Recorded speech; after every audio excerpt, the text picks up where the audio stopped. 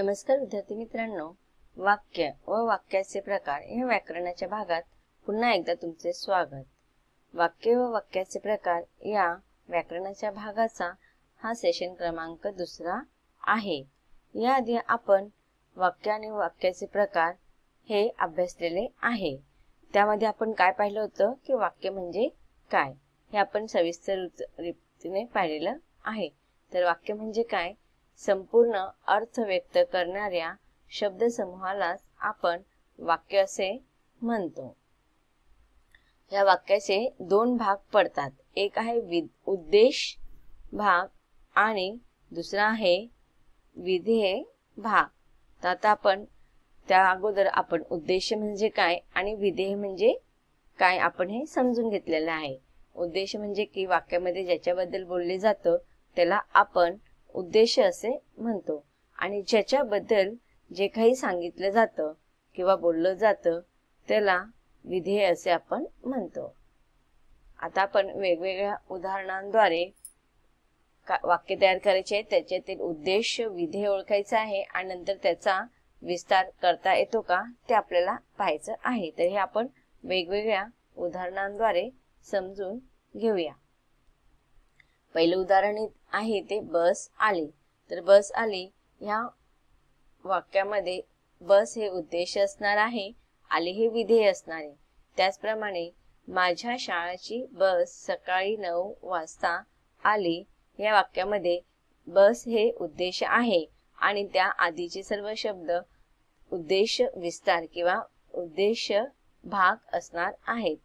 त्याचप्रमाणे सकाळी 9 वाजता आली या पुढील शब्दसमूहामध्ये आली हे विधेय असणार आहे आणि त्या आधीचे सर्व शब्दसमूह सकाळी 9 वाजता हे या विधेयचा विस्तार करणारे शब्दसमूह असल्याकारणाने आपण सकाळी 9 वाजता आली हे विधेय विस्तार असणार आहेत। दुसरं उदाहरण आपण समजून घेऊया। मोगरा फुलला या वाक्यामध्ये मोगरा हे उद्देश आहे तर फुलला हे विधेय आहे। बागेतील मोगरा सकाळी सुंदर फुलला। आता ह्या वाक्यामध्ये आपण मोगरा हे विधेय आहे असं आता आपण समजून घेतलेलं आहे। मग त्याआधील शब्दसमूह आहे बागेतील, म्हणजेच बागेतील मोगरा हे उद्देश विस्तार असणारे शब्दसमूह आहेत। त्याचप्रमाणे सकाळी सुंदर फुलला ह्या शब्दसमूहांमध्ये फुलला हे विधेय आहे, तर त्याआधी आलेले सकाळी सुंदर हे शब्दसमूह विधेय विस्तार असणार आहेत। म्हणजेच काय, बागेतील मोगरा हे उद्देश विस्तार आणि सकाळी सुंदर फुलला हा विधेय विस्तार असणार आहे। तिसरं उदाहरण आहे पाऊस पडला। तर पाऊस पडला या वाक्यामध्ये पाऊस हा उद्देश आहे आणि पडला हे विधेय आहे। पुढील वाक्य समजून घेऊया आपण। आज सकाळी पाऊस वादळ वाऱ्यासह मुसळधार पडला। तर पाऊस हे उद्देश आहे आणि त्या आधी आलेले शब्द समूह म्हणजे आज आणि सकाळी हे उद्देश विस्तार असणार आहेत। म्हणजेच उद्देश विभाग येणारा शब्दसमूह म्हणजे आज सकाळी पाऊस। पुढील शब्दसमूह आहेत वादळ वाऱ्यासह मुसळधार पडला। तर पडला हे विधेय आहे आणि त्या आधी येणारे शब्दसमूह म्हणजे वादळ वाऱ्यासह मुसळधार हे शब्दसमूह पडला या विधेयाचे विस्तार करणारे शब्दसमूह आहेत। पुढील उदाहरण समजून घेऊया। पुस्तक वाचले। तर पुस्तक वाचले या शब्दसमूहामध्ये पुस्तक हे विधेय आहे, पुस्तक हे उद्देश आहे आणि वाचले हे विधेय आहे। श्यामची आई हे पुस्तक मागील महिन्यात वाचले। तर पुस्तक हे विधेय आहे आणि त्या आधील शब्दसमूह म्हणजेच श्यामची आई हे. हे सर्व शब्दसमूह उद्देश असलेला पुस्तक या शब्दाचा उद्देश विस्तार करणारे आहेत. म्हणजेच काय, वाक्यामध्ये पुस्तक उद्देश आहे, श्यामची आई हे उद्देश विस्तार आहे. पाहूया पुढील शब्दसमूह. मागील महिन्यात वाचले. वाचले हे विधेय आहे आणि त्या आधील शब्दसमूह मागील महिन्यात हे त्या विधेयाचे विस्तारित रूप करणारे किंवा विस्तार करणारे शब्दसमूह आहेत. म्हणून मागील महिन्यात हे विधेय विस्तार आहेत, तर वाचले हे विधेयाचे विधेय विस्तार रूप येणार. पुढचं उदाहरण समजून घेऊया. राजू पडला. या शब्दसमूहामध्ये राजू हा उद्देश विस्तार आहे, तर पडला हे विधेय आहे. अंगणात खेळणारा राजू पाय घसरून पडला. तर राजू हा या वाक्यामध्ये आलेला उद्देश आहे आणि त्या आधील शब्दसमूह म्हणजे अंगणात खेळणारा हा उद्देश विस्तार आहे. त्याचप्रमाणे पाय घसरून पडला. पडला हा विधेय आहे आणि त्या आधील आलेला शब्दसमूह पाय घसरून. हे शब्दसमूह पडला या विधेय शब्दाचे विस्तारित करणारे शब्दसमूह आहेत. म्हणूनच राजू उद्देश, अंगणात खेळणारा उद्देश विस्तार, त्याचप्रमाणे पडला विधेय आणि पाय घसरून हे विधेय विस्तारित करणारे शब्दसमूह आहेत. आता आपण स्वाध्याय अभ्यासूया, म्हणजेच सराव घेऊया विविध उदाहरणांच्या माध्यमातून. खाली दिलेल्या वाक्यातील उद्देश भाग आणि विधेय भाग ओळखा. आता उद्देश भाग म्हणजेच काय की उद्देश शब्द ओळखायचा आणि त्या आधी विस्तारित उद्देश विस्तार, आणि त्याचप्रमाणे विधेय ओळखायचं आहे आणि त्या आधी विधेय विस्तारित केलेले शब्दसमूह, म्हणजेच आपण त्याला विधेय भाग असे म्हणणार. पाहूया पहिलं उदाहरण. माझा लहान भाऊ उत्तम धावपटू आहे. आता या वाक्यामध्ये भाऊ हा उद्देश आहे आणि आहे हा विधेय आहे. तर त्या आधी आलेला शब्दसमूह म्हणजेच माझा लहान भाऊ हा उद्देश विस्तारित करणारा शब्दसमूह आहे. म्हणजेच एकंदरीत आपल्याला हे तिन्ही शब्दसमूह हे उद्देशाचे भाग आहेत. म्हणून आपण उद्देशाचा भाग हे तिन्ही शब्दसमूह लिहिणार आहोत. तर आपला उद्देश भाग काय येणार आहे? माझा लहान भाऊ. त्याचप्रमाणे उत्तम धावपटू आहे या पुढील शब्दसमूहामध्ये आहे हा विधेय आहे आणि त्या आधी विधेय विस्तारित करणारे शब्दसमूह म्हणजे उत्तम धावपटू. तर उत्तम धावपटू आहे हा संपूर्ण विधेय भाग असणार आहे. मग त्याचप्रमाणे इथे विधेय भाग उत्तम धावपटू आहे असं येणार.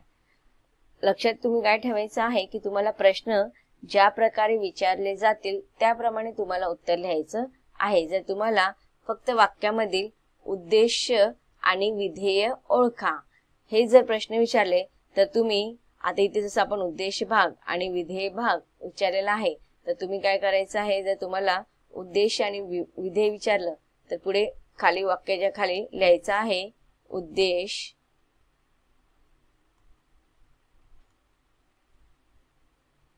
उद्देश शब्द लिहिल्यानंतर त्या वाक्यामध्ये आलेला उद्देश तुम्हाला लिहायचा आहे. मग ह्या वाक्यातील उद्देश असणार आहे भाऊ. मग तुम्ही उद्देश लिहा भाऊ.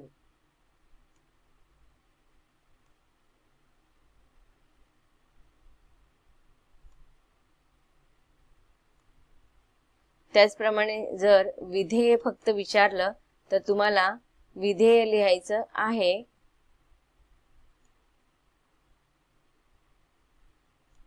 सांगा पाहू ह्या वाक्यामध्ये विधेय काय येणार आहे? आहे. अगदी बरोबर. मग तुम्ही विधेय हा शब्द लिहायचा आहे आणि त्याच्यासमोर विधेय असणारं वाक्यातील शब्द लिहायचा आहे। तर मग ह्या वाक्यातील विधेय काय आहे हा शब्द।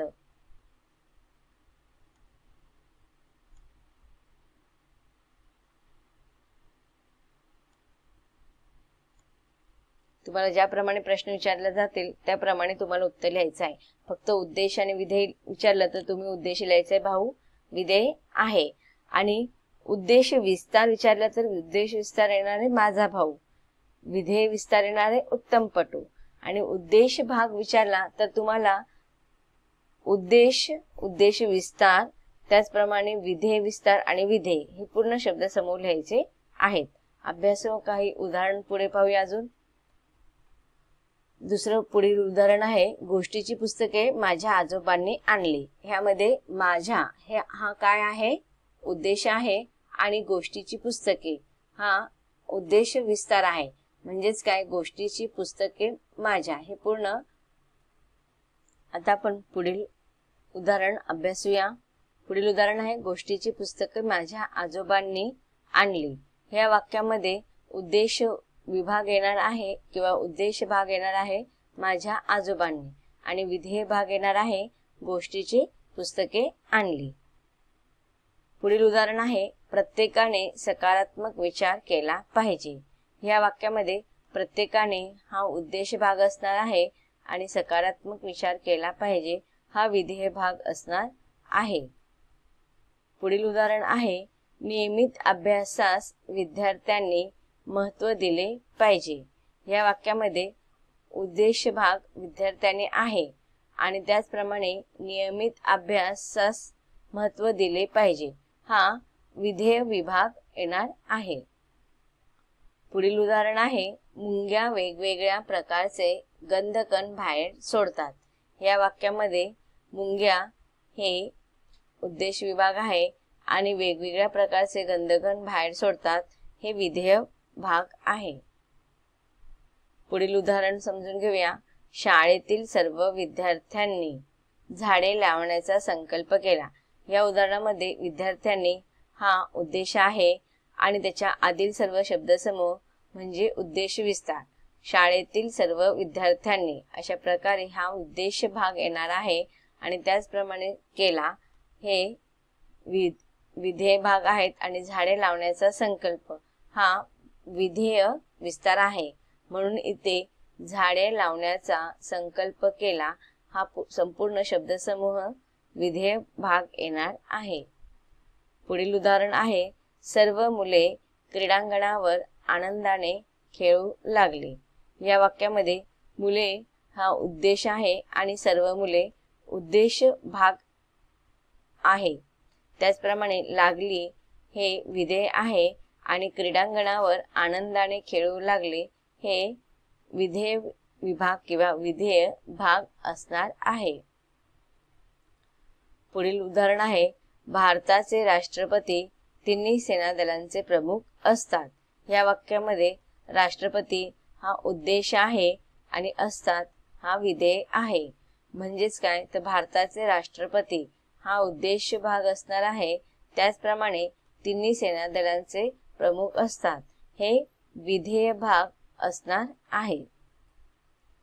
पुढील उदाहरण आहे, कवितामुळे सावरपाड्याचे नाव आज दूरवर पसरले आहे। या उदाहरणामध्ये नाव हा उद्देश आहे आणि सावरपाड्याचे हा उद्देश भाग आहे।